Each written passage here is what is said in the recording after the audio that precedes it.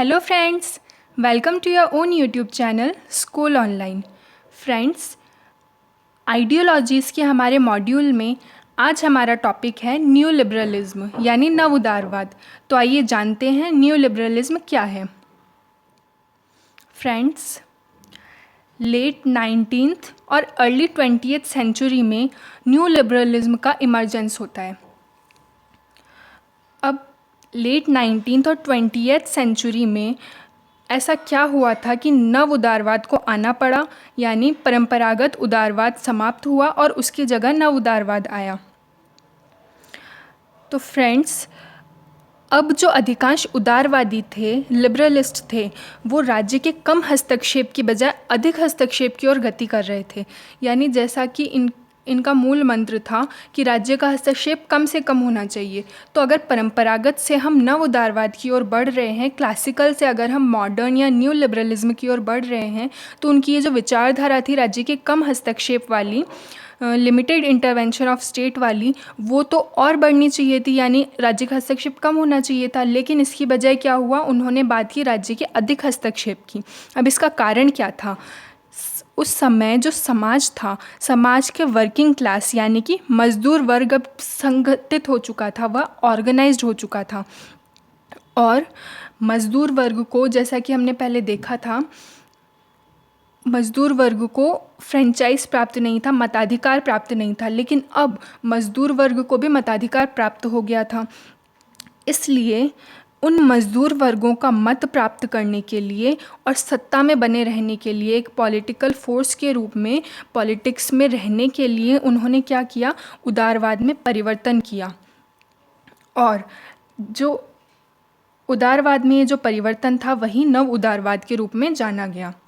Friends, नव उदारवाद का, new liberalism का लीडिंग एक्सपोनेंट था, मुख्य विचारक, वो था टी.एच. ग्रीन।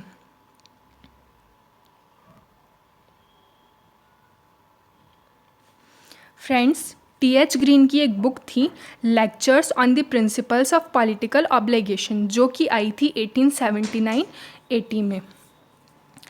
इस बुक में टी.एच. ग्रीन ने मानव स्वभाव की व्याख्या की, more tender understanding of human nature, यानी मानव स्वभाव की और अधिक उदार व्याख्या की। वो व्याख्या कैसे की? टी.एच. ग्रीन कहते हैं कि मानव एक असोशियल एनिमल नहीं है, यानी एक असामाजिक प्राणी नहीं है जो केवल अपने हितों को ध्यान में रखकर जीवन व्यतीत करता है। जैसा कि पहले क्लासिकल लिबरलिस्ट कहते थे कि ये सोसाइटी जो है ये मैन से है, मैन सोसाइटी से नहीं है। तो अब टी.एच. ग्रीन जो हैं वो कहते हैं कि मैन एंटी सोशल नहीं है, असामाजिक नहीं है।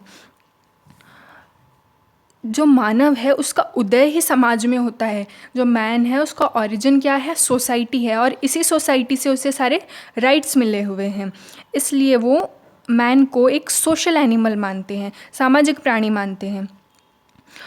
फिर वे कहते हैं कि पहले जो फ्री मार्केट इकोनॉमी थी और जो लेसेस फेयर कैपिटलिस्ट पॉलिसी थी, यानी फ्री मार्केट इकोनॉमी, मुक्त व्यापार की नीति, और लेसेस फेयर कैपिटलिज्म यानी अहस्तक्षेप की, कम हस्तक्षेप की जो पूंजीवादी नीति थी, उसने क्या किया था? उसने मूल्यों की उपेक्षा की थी, वैल्यूज़ की उपेक्षा की थी। और इस चीज़ को जो लिबरल्स थे, उदारवादी थे, कौन से? परंपरागत उदारवादी, उन्होंने जस्टिफाई किया था। लेकिन अब टी.एच. ग्रीन उसमें संशोधन करते हैं और वो कहते हैं कि क्लासिकल लिबरलिज्म ने नेगेटिव फ्रीडम की बात की थी, नकारात्मक स्वतंत्रता की बात की थी। नकारात्मक स्वतंत्रता कैसे? कि स्वतंत्रता निरपेक्ष है, यानी कैसी भी परिस्थितियाँ हो, कुछ भी हो, मानव को स्वतंत्रता प्राप्त होगी, पूरी स्वतंत्रता प्राप्त होगी। और स्वतंत्रता पर जो बाहरी अवरोध थे, एक्सटर्नल लिमिटेशंस थी। जैसे अब एक्सटर्नल लिमिटेशंस क्या हो सकती है? स्टेट के द्वारा, चर्च के द्वारा। तो स्टेट के द्वारा जो लॉज, जो कानून नियम लगाए जाते थे, उनकी पूरी तरीके से समाप्ति की बात की थी क्लासिकल लिबरलिस्ट ने, इसलिए इसे नेगेटिव फ्रीडम कहा गया। लेकिन ये इसको नकारते हैं, टी.एच. ग्रीन इस नेगेटिव फ्रीडम को नकारते हैं और वो कहते हैं कि अगर हम ऐसी फ्रीडम, अगर हम समाज में देते हैं, अगर हम ऐसी फ्रीडम की बात करते हैं, तो जो बहुसंख्यक गरीब वर्ग है वो सामाजिक असमानता यानी सोशल इनइक्वालिटी से ग्रस्त हो जाएगा। सामाजिक असमानता समाज में व्याप्त हो जाएगी और उसके कारण क्या होगा, इल हेल्थ और पॉवर्टी यानी गरीबी, इग्नोरेंस यानी अज्ञानता, इन सब से इस नेगेटिव फ्रीडम के कारण जो क्लासिकल लिबरलिस्ट ने जिसकी बात की थी, उसके कारण जो प्रिविलेज्ड क्लास थी, जो बेटर एजुकेटेड क्लास थी, बेटर ऑफ क्लास थी, उसको तो सारे राइट्स मिल चुके थे, सारे बेनिफिट, सारे एडवांटेज उन्हें तो मिल गए थे। लेकिन जो गरीब वर्ग था, जो मजदूर वर्ग था, इम्पॉवरिश्ड जो क्लास थी, उससे उसके साथ समाज में असमानता हो रही थी और उसको गरीबी, अज्ञानता आदि से जूझना पड़ रहा था। फिर ग्रीन कहते हैं कि इन अवरोधों को हटाने के लिए, अब ये अवरोध कौन कौन से, जैसे गरीबी हो गई, अज्ञानता हो गई, खराब स्वास्थ्य हो गया, है ना, तो इन सब को हटाने के लिए और गरीबों को एम्पावर करने के लिए, उनको सशक्त करने के लिए एक कलेक्टिव एक्शन की आवश्यकता है। कलेक्टिव एक्शन, ध्यान रखें, कलेक्टिव एक्शन की, ना कि इंडिविजुअल एक्शन की। क्लासिकल लिबरलिस्ट बात करते हैं इंडिविजुअल, यानी सब कुछ व्यक्ति पर आधारित होना चाहिए, व्यक्ति विवेकशील है, वह सब कुछ कर सकता है। लेकिन ये बात करते हैं कलेक्टिव एक्शन की, और ये कहते हैं कि अगर हम कलेक्टिवली अगर हम प्रयास करेंगे, सामूहिक रूप से प्रयास करेंगे, तभी वास्तव में फ्री सोसाइटी क्रिएट हो पाएगी। यानी हमने बात तो कर ली थी पहले पुराने लिबरलिज्म में भी कि फ्री सोसाइटी होनी चाहिए, सबको खुला छोड़ देना चाहिए और सब अपनी योग्यता अनुसार जो भी है अपना पद वो प्राप्त कर लेंगे, जिसमें जितनी योग्यता होगी वो उतना कमाएगा और उतना खाएगा। लेकिन अब ग्रीन कहते हैं कि अब ऐसा नहीं होना चाहिए, इंडिविजुअल एफ़र्ट्स की बजाय कलेक्टिव एफ़र्ट्स होने चाहिए, क्योंकि पहले तो सिर्फ विशेषाधिकार युक्त वर्ग को हमने अधिकार प्रदान किए थे, उनको सारे राइट्स मिले हुए थे। तो इस कारण जो अमीरी और गरीबी के बीच की खाई और अधिक चौड़ी हो गई। यानी पहले ये माना गया था कि अगर ऐसा हम करेंगे तो समाज में प्रॉस्पेरिटी व्याप्त हो जाएगी, समाज में समृद्धि आएगी, लेकिन ऐसा कुछ हुआ नहीं, बल्कि गरीब जो हैं, गरीब अभी भी सामाजिक असमानता से जूझ रहे हैं। इसलिए अब ग्रीन क्या कहते हैं कि ये जो निर्धन वर्ग है, इसको भी अधिकार देने चाहिए। इन्होंने निर्धन वर्ग को भी अधिकार देने की बात कही, जो कि क्लासिकल लिबरलिज्म में सिर्फ समाज के उच्च वर्ग के पास थे। अब अधिकार प्राप्त होने से क्या हुआ, न्यू लिबरलिज्म में वर्किंग क्लास के लोगों को पॉजिटिव फ्रीडम प्राप्त हुई। Rights empowered masses and it led to positive freedom.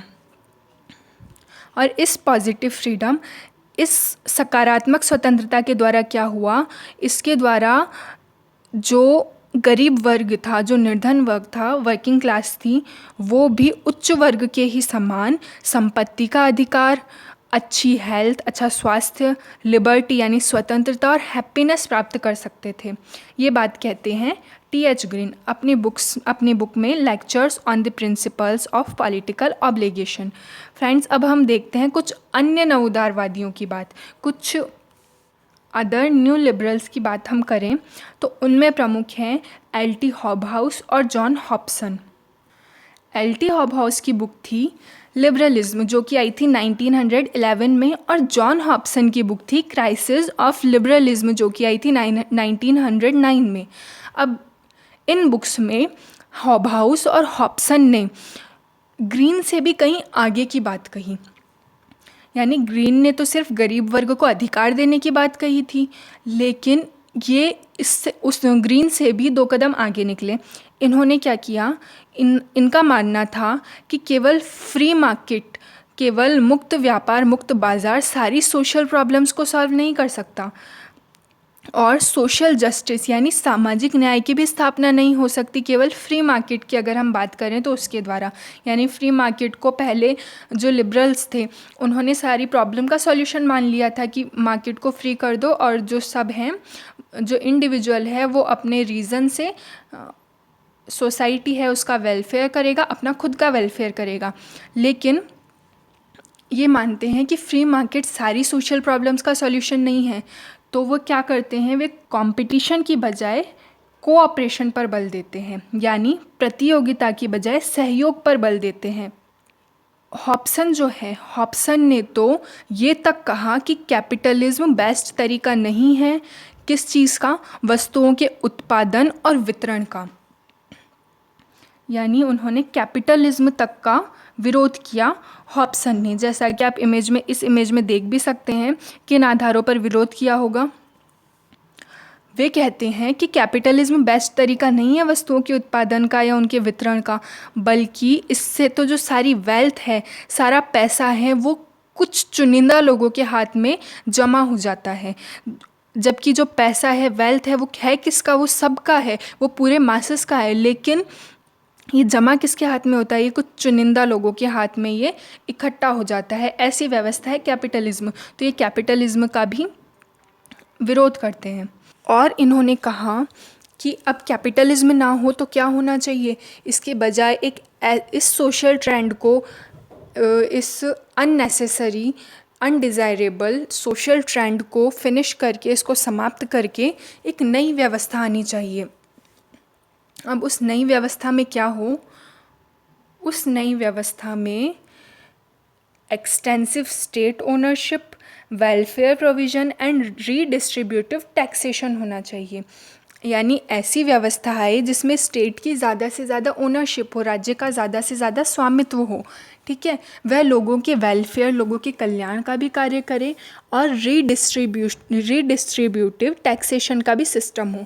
अब फ्रेंड्स, रीडिस्ट्रीब्यूटिव टैक्सेशन क्या है? This is a situation where rich people are taxed more and poor people are taxed less according to their income. यानी मतलब क्या हुआ कि जो अमीर लोग हैं उनकी इनकम ऑब्वियसली ज़्यादा होगी और जो गरीब वर्ग हैं उनकी इनकम कम होगी। तो समाज में जो कर व्यवस्था है, जो टैक्स सिस्टम है, वो किस हिसाब से होना चाहिए? इनकम के हिसाब से होना चाहिए। यानी जिसकी जितनी इनकम है उस पर उसी हिसाब से, उसी अनुपात में कर लगाया जाना चाहिए। तो ये बात कहते हैं हॉब्सन कि रीडिस्ट्रीब्यूटिव टैक्सेशन का सिस्टम होना चाहिए। हॉब्सन हैं, वे मानते थे कि वेल्थ जो है, जो पैसा है, वो किसी एक इंडिविजुअल के एफर्ट्स का रिज़ल्ट नहीं है, बल्कि ये सोशल कंडीशंस का रिज़ल्ट है, सामाजिक परिस्थितियों का परिणाम है। इसलिए किसी एक व्यक्ति के हाथ में सारा पावर नहीं होना चाहिए और वो स्टेट इंटरवेंशन को बढ़ाने की बात करते हैं। तो ये 3 की पॉइंट्स हॉब्सन के रेफरेंस में याद रखने हैं: extensive state ownership, welfare provision and redistributive taxation. हालांकि इन्होंने ये बातें तो कही, लेकिन अगर हम देखें तो उदारवाद की जो मूल विचारधारा थी वो कहीं ना कहीं अहस्तक्षेपवादी थी। यानी राज्य का हस्तक्षेप ना हो, यही तो उदारवाद, इसीलिए तो उदारवाद आया था, व्यक्तियों के अधिकारों की रक्षा के लिए, व्यक्तियों की समृद्धि के लिए, है ना। इसीलिए तो उदारवाद की स्थापना हुई थी। तो अधिकांश जो नव उदारवादी हैं, परंपरागत तो थे ही, जबकि नव उदारवादियों ने भी उद्योगों पर राज्य के स्वामित्व का विरोध किया। तो इस प्रकार अगर हम देखें कि ये जो नव उदारवाद था, न्यू लिबरलिज्म, वो परंपरागत उदारवाद से एक उग्र परिवर्तन था, अ रेडिकल डिपार्चर। तो अब जो पुराना उदारवाद था, जो मूल रूप से उदारवाद था, उसकी मूल विचारधाराओं से ये तो कहीं हट ही गया था। ये तो एक नई बात कर रहा है, नए ट्रेंड की बात कर रहा है, नए सोशल ट्रेंड की बात कर रहा है। तो जो क्रिटिक्स थे, आलोचक थे, उन्होंने तो इसको लिबरलिज्म कहने पर ही डाउट किया कि ये तो एक नई ही विचारधारा है, आप इसको लिबरलिज्म का संशोधित रूप कह रहे हो, उदारवाद का संशोधित रूप कह रहे हो। लेकिन नहीं, ये वास्तव में उदारवाद नहीं है, ये तो एक नई ही विचारधारा है। ऐसी बात कही आलोचकों ने। लेकिन न्यू लिबरलिज्म के, या इसको सोशल लिबरलिज्म भी कहा जाता है, याद रखिएगा, new liberalism is also called social liberalism. तो न्यू लिबरलिज्म के डिफेंडर्स ने इन्होंने उन आलोचकों की बात पर क्या तर्क दिया? उन्होंने ये तर्क दिया कि अब भी लिबरल सोसाइटी के एंड्स मतलब साध्य यानी लक्ष्य, लिबरल सोसाइटी के, उदारवादी समाज के लक्ष्य अभी भी वही हैं, उनमें कोई परिवर्तन नहीं हुआ है। यानी आलोचकों ने ये बात कही कि आप तो उदारवाद की मूल विचारधारा से ही आप तो कहीं दूर हट गए हो, आप तो एक नई ही विचारधारा लेकर आए हो, नए विचार लेकर आए हो। तो जो डिफेंडर्स थे उन्होंने कहा कि अभी भी लक्ष्यों में कोई परिवर्तन नहीं हुआ है, यानी अभी भी हम लिबरल सोसाइटी को इस्टेब्लिश करना चाहते हैं, लेकिन ऐसी लिबरल सोसाइटी, इसके जो साध्य थे, इसके एंड्स थे, वो क्या थे अगर आपको रिमेंबर हो तो?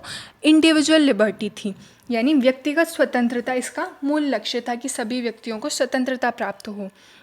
लेकिन वे कहते हैं न्यू लिबरल्स कि जो क्लासिकल लिबरलिज्म था वो इस साध्य तक, इस लक्ष्य तक पहुंचने में असमर्थ भी था और अनुपयुक्त भी था।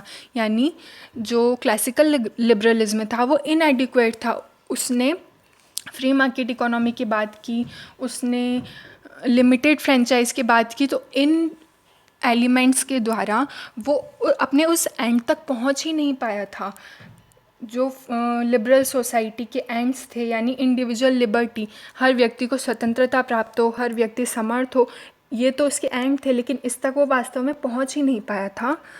अब वो पहुंच ही नहीं पाया था क्योंकि ये सिर्फ पावरफुल्स की आइडियोलॉजी बन चुकी थी और सिर्फ पावरफुल लोग ही इंडिविजुअल लिबर्टी का एडवांटेज ले सकते थे, क्योंकि इन्होंने सीमित मताधिकार दिया था, सीमित अधिकार दिए थे। जो अमीर लोग हैं, जो उच्च लोग हैं, वही उन अधिकारों का प्रयोग कर सकते थे। उन्हें मताधिकार प्राप्त था, तो सारी शक्तियाँ, सारा पैसा, सब कुछ, सब किसके हाथों में इकट्ठा रह गया? किसके हाथों में सीमित रह गया? सिर्फ पावरफुल्स के, शक्तिशाली वर्ग के।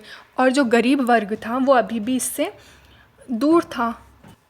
इसलिए एक नई आइडियोलॉजी की ज़रूरत पड़ी, जो क्लासिकल लिबरलिज्म है उसमें सुधार की ज़रूरत पड़ी, और इसीलिए हम लेकर आए न्यू लिबरलिज्म को। ये बात कहते हैं डिफेंडर्स। तो फ्रेंड्स, अब हम देखते हैं इन्फ्लुएंस ऑफ न्यू लिबरलिज्म, यानी जो नव उदारवाद है उसका प्रभाव क्या पड़ा, वास्तव में उसका इम्पैक्ट क्या हुआ रियल लाइफ में, प्रैक्टिकल लाइफ में।